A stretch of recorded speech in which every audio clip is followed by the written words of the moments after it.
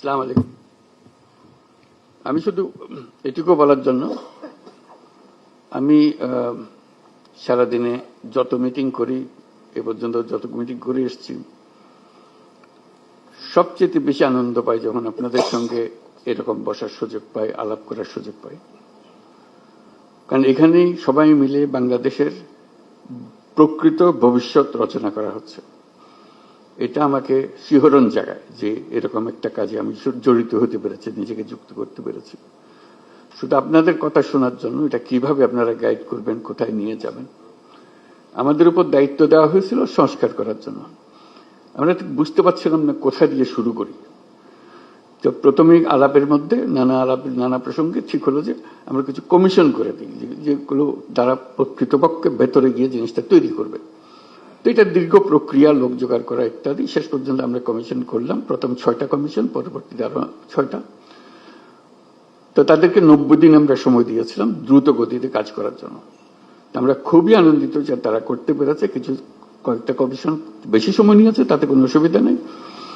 এখন কমিশনের রিপোর্ট আসলো, এরপরে আমরা যে ঐক্যমত্য গঠন করতে চাচ্ছি সেটা কিভাবে হবে, সেটার থেকে একটা আইডিয়া আসলো যে একটা ঐক্যমত্য কমিশন বলে আলাদা একটা কমিশন করি।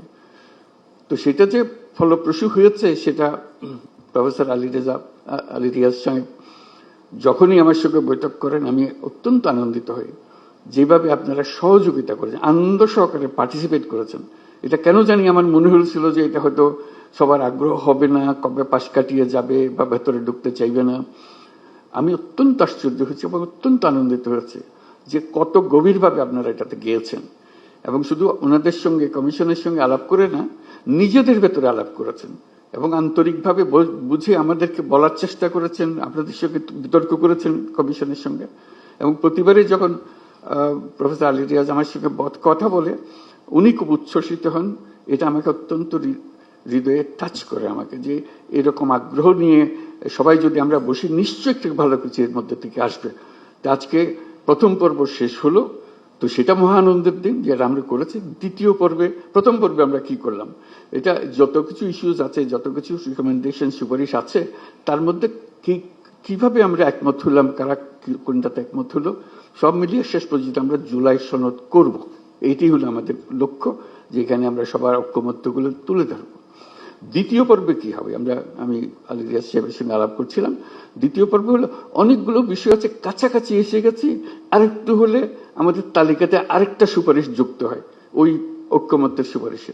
তো এই সুযোগ যেন আমরা হারিয়ে না ফেলি।